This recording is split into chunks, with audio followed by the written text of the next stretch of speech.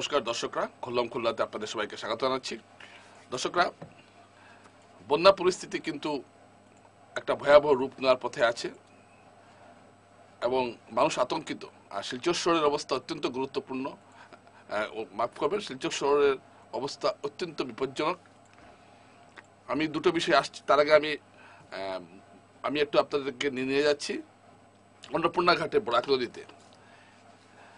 এখানে আমরা এখন যে জলের স্তর 4টার সময়, আমি ভিডিওটা করছি 4টার সময়, জলের স্তর হলো 20.97, 20.97।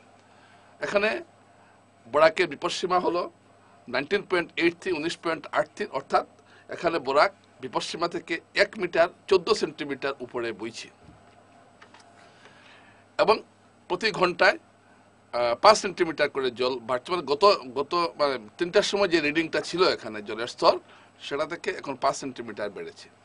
এখানে লক্ষ্য করার মতো একটা, অর্থাৎ গত 3-4 ঘন্টার যদি আমরা হিসাব নিই তাহলে 4 সেন্টিমিটার করে বাড়ছিল, এবার একটু সামান্য হলেও জলের বাড়ার যে হারটা একটু বেড়েছে। কিন্তু যদি আপনি গতকালের রাতের থেকে তুলনা করেন বা আজকে সকাল 10টা-11টা পর্যন্ত, তাহলে কিন্তু জলের বিপজ্জনকভাবে জল বাড়ছিল। প্রতি ঘন্টায় 30 সেন্টিমিটার করে জল বাড়ছিল। সেটা দুপুরের পর থেকে কিছুটা কমে এখন 4 সেন্টিমিটার ছিল, অর্থাৎ 1টার পর থেকে 4 সেন্টিমিটার করেছিল, এখন আবার 5 সেন্টিমিটার হয়েছে। অর্থাৎ উদ্বেগটা আর গেল না। এদিকে আমরা যা খবর পাচ্ছি সেটা হলো যে মণিপুর এবং মণিপুরের নাগা পাহাড় থেকে যে বিভিন্ন নদীগুলো, চিরিবামের যে নদীগুলো এসে বরাকে আসছে এবং উত্তর কাছাড়ের যে নদীগুলো বরাকে মিশেছে, এগুলো সেই সব এলাকায় প্রচন্ড বৃষ্টি হচ্ছে এবং সমস্ত বৃষ্টি নিয়ে তারা বরাকে আসছে। সুতরাং এই যে হারছে, এই যে জল বৃদ্ধির হারটা যদি কম না হয় তাহলে কিন্তু বিপদ রয়েছে আগামীতে। আমি আপনাদেরকে বুঝাতে পেরেছি কিনা জানি না, যে জল বৃদ্ধির হারটা আপনি যদি সকালের সঙ্গে তুলনা করেন তাহলে অনেকটা কমেছে, কিন্তু গত 1 ঘন্টার তুলনায় 1 ঘন্টা বেড়েছে। আগে 4 সেন্টিমিটার করে কম ছিল, এখন 5 সেন্টিমিটার করে কমছে, মাফ করবেন, বাড়ছে। অর্থাৎ কিছুটা হলো গতি সামান্য হলে বেড়েছে। আমরা আগামী 1-2 ঘন্টায় বুঝতে পারবো কি হচ্ছে না হচ্ছে। আর আমরা লক্ষ্য করলাম যে গত প্রায় 3-4 ঘন্টা থেকে বৃষ্টি একটু বন্ধ রয়েছে। এটা কতটুকু স্থায়ী হবে সেটা বোঝা যাচ্ছে না, তবে এটা ঘটনা গত 30 বছরে আমি আমার জীবনে এই ধরনের বৃষ্টি আমি দেখিনি। আমার জ্ঞান হওয়ার পর থেকে আমি এই ধরনের বৃষ্টি দেখিনি, যে লাগাতার একটা সেকেন্ডও বিরতি না দিয়ে যে বৃষ্টি গত 4 দিন থেকে দিয়েছে, মানে আজকে সকাল অবধি, সেটা একটা আশ্চর্য বিষয়। এবং এই বিষয়টা এটা আপনারা বলতে পারেন একটা অভূতপূর্ব প্রাকৃতিক দুর্যোগ, এবং এটা থেকে বরাক উপত্যকা তো বটেই, গোটা আসাম সমস্যায় পড়েছে। দর্শকরা, এইভাবে এখন একটাই ভরসা। আরেকটা কথা হলো যে যেহেতু বরাকের বিপদসীমা থেকে প্রায় নয় 1 মিটারের বেশি জলস্তর, তাই শিলচর শহরের সমস্ত সুইচ গেট বন্ধ করে দেওয়া হয়েছে। বাংলাঘাটের যে সুইচ গেট, যেটা ঘাগড়ায় রাঙ্গিরখালের জলকে ঘাগড়ায় নিয়ে ফেলে, সেই সুইচ গেটটা বন্ধ করা হয়েছে। যতটা শহরে জল ঢুকার যতটা সুইচ গেট আছে, বেরেঙ্গা থেকে শুরু করে বেতুকান্দি, সব বন্ধ রয়েছে। এটা যেটা আমাদের খবর আছে। এবং এই বন্ধ থাকার ফলে এখন যে বৃষ্টিটা আপনারা দেবে, সেই বৃষ্টির জল কিন্তু শহরের মধ্যেই থাকবে। আর এখন ক্রমে শহরের নিচু এলাকাটা প্লাবিত হচ্ছে, যেমন আপনি মালিনীবিল, দাসপাড়া, 20 ফুটি, আশ্রম রোড, এই এলাকাটা প্লাবিত হচ্ছে। এই এলাকার প্রচুর মানুষ এখন স্কুলে আশ্রয় দিচ্ছেন। এবং এই এলাকার বন্যার একটা বৈশিষ্ট্য হলো, আপনি যখন দেখবেন যে বন্যা সব দিকে শেষ হয়ে গেছে, তখন কিন্তু এই এলাকায় বন্যার জলটা থাকে, কারণ স্লুইস গেট না খোলা পর্যন্ত এই জায়গার জল কোনো দিকে যেতে পারে না। আর তখন এই এলাকাটা অনেকদিন জলবন্দী থাকে। তারপর পুরো যখন বরাকের জলটা নামবে, তারপর ঘাগড়ার জলটা নামবে, তারপর এই স্লুইস গেট খুলে দেওয়া হবে, তারপরে এই এলাকায় জলমুক্ত হয়। এটা হলো শিলচরের এটা হলো এইসব এলাকার বৈশিষ্ট্য। এইসব এলাকা একটা সময় কিন্তু সারা শহরের জলকে ধরে রাখতো, কিন্তু এখন এইসব এলাকা বসত বাড়ি তৈরি হয়েছে, মানুষের বসতি তৈরি হয়েছে, নিচু জায়গায় মানুষ ঘরবাড়ি বানাচ্ছেন, যার ফলে এখন জল যাওয়ার জায়গা পাচ্ছে না। এটাও একটা কারণ, এই এলাকার মানুষও তাই কষ্ট পাচ্ছেন। এটা হলো একটা ঘটনা। শিলচরের যে বন্যাটা এবার আমি দেখছি, শিলচর যে বন্যাটা হয়েছে, আমি খুব নিরপেক্ষভাবে বিশ্লেষণ করছি। এই বন্যা নিঃসন্দেহে অভূতপূর্ব বৃষ্টিপাত হয়েছে, তাই বন্যাটা হয়েছে। শিলচর শহরে যেটা হচ্ছে এটা, আমি গতকাল বিশ্লেষণ করেছিলাম যে রাঙ্গির খালকে ঠিকমতো খনন না করা, সোনাই রুটকে বেশি করে উঁচু করা, ন্যাশনাল হাইওয়ের কালভার্টটা আরও বড় করে বানানো বা এখন একটা সেতু তৈরি করা, এবং লিংক রোডের জলটা দিয়ে আমি এখনো ঠিক গবেষণা করিনি। তো এই কয়েকটা কারণের জন্য এবার এতটা জল জমতে পেরেছে। আমি মানছি যে বৃষ্টির জন্য এই অভূতপূর্ব বৃষ্টি হয়েছে, এটা একটা নিঃসন্দেহে বড় কারণ। কিন্তু এইরকম যদি বৃষ্টি নাও হতো, এর যদি অর্ধেকও বৃষ্টি হতো, তাহলেও কিন্তু অবস্থা শিলচরের খারাপই হতো। তারপরে কিছু ভালো খবরও আমি দিচ্ছি, শুধু দুঃখের খবর তো দিলে হবে না। একটা জিনিস আমি লক্ষ্য করেছি যে শিলংপট্টি, অম্বিকাপট্টি এইসব এলাকায় যে ড্রেন তৈরি হয়েছে, এর সুফল পাওয়া গেছে। খুব তাড়াতাড়ি শিলংপট্টির জলটা নেমে গেছে। নাহলে অন্য সময় এরকম বন্যায় আমরা কি দেখতাম, শিলংপট্টির জলটা নামতেই চায় না। তো দেখলাম শিলংপট্টি গেলে আপনি বুঝবেনই না যে একটা বন্যা পরিস্থিতি রয়েছে শহরে। রাঙ্গির খাল, আজকে দেখলাম রাঙ্গির খালকে সাফাই করা হচ্ছে। আমি আগেই বলেছি যে রাঙ্গির খাল যে এই অবস্থাটা হয়েছে, এটার জন্য যতটুকু দায়ী প্রশাসন বা সরকার, ঠিক ততটুকু দায়ী কিন্তু জনগণ, মানে আমি বা আপনারা, আমরা নিজে। কেন রাঙ্গির খালে এই হারে আবর্জনা ফেলা হয় প্রতিটা বছর, প্রতিটা দিন আবর্জনা ফেলা হয়, যার জন্য এই অবস্থাটা হয়েছে। অবশ্য আবর্জনা ফেলার একটা কারণও রয়েছে। মানুষ যখন দেখবেন যে এটাকে সাফাই করা হচ্ছে না, দেখুন আপনি যদি কোনো একটা জায়গা খুব সাফ সুরত রাখেন, কেউ সেই জায়গায় কোনো কিছু ফেলবে না। আর আপনি যদি আপনার বাড়ির সামনাটা কয়েকটা কাগজ বা কোনো কিছু আবর্জনা দিয়ে রাখেন, আরেকজন এসে এখানে আবর্জনা ফেলবে। কিন্তু আপনি যদি খুব ক্লিন পরিষ্কার রাখেন, মানুষ এসে আবর্জনা ফেলবেন না।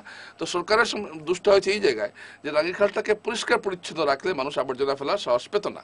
তবু আমি বলবো যে মানুষের যে একটা স্বভাব, বিশেষ করে আমাদের শিলচরে, একবার বিথিকা দেব প্রাক্তন বিধায়ক বলেছিলেন যে শিলচরে মানুষের সিভিক সেন্স নেই। আমরা অত্যন্ত বিরক্ত হয়েছিলাম তার উপরে, এবং পত্র পত্রিকায় তখন বিরাট লেখালেখি, বিথিকা দেব শিলচরের মানুষকে অপমান করেছেন, সিভিক সেন্স নেই বলেছেন। কিন্তু গত কয়েক বছর আমাদের শহরের আমাদের কাজকর্ম দেখে আমরা নিজেরাই ভাবছি সত্যি আমাদের সিভিক সেন্স নেই।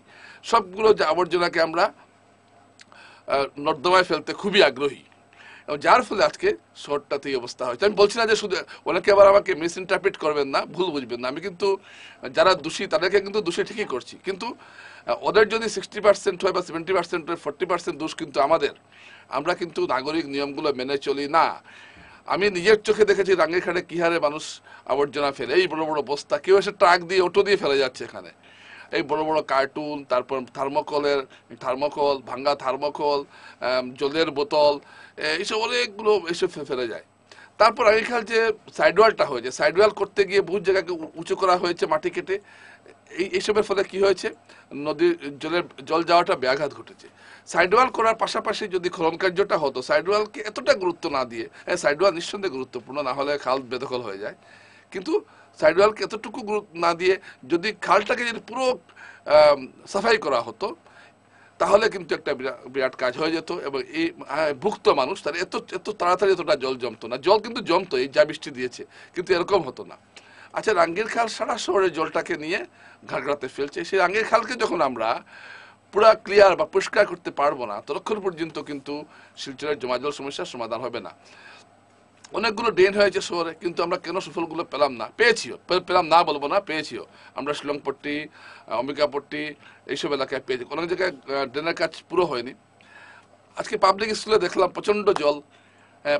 আমার কাছে একটা খবর আছে, একজন নাকি মারাও গেছেন এখানে। আমি ঠিক খবরটা এখনো কনফার্ম পাইনি, শুনেছি। তাছাড়া মন্দির দিকে এইসব এলাকায় তো ভয়াবহ অবস্থা, মানুষের দোতলার উপরে জল। এই যে একটা এই জলটা কেন জমছে, যে এই জলগুলো সবটি রাঙ্গির খালের সঙ্গে যোগাযোগ রয়েছে, এবং রাঙ্গির খাল দিকে জলের গতি না থাকায় এইগুলো এলাকা ডুবছে। এবং যখন ড্রেনের কাজ চলছিল, তখনও এইসব এলাকায় জল ছিল। যখন কড়কড়ে রদ যখন ছিল, যখন পুরো বৃষ্টির নামগন্ধ নেই, তখনও এই এলাকাগুলো জলমগ্ন ছিল। এই এলাকাগুলোর মানুষ কষ্ট করেছেন, এটা হয়তো দুঃখজনক। যাই হোক, তো এই এলাকায় এখন পাবলিক স্কুলের মানুষ কষ্ট করছেন। পাবলিক স্কুল বিলপার এলাকার মানুষ, পাবলিক স্কুল রোডের জল প্রায় রাঙ্গির খালের আপনার গোপীনাথ সিনেমা হলের সামনে এসে পৌঁছে গেছে প্রায়, এখন একটু কমছে।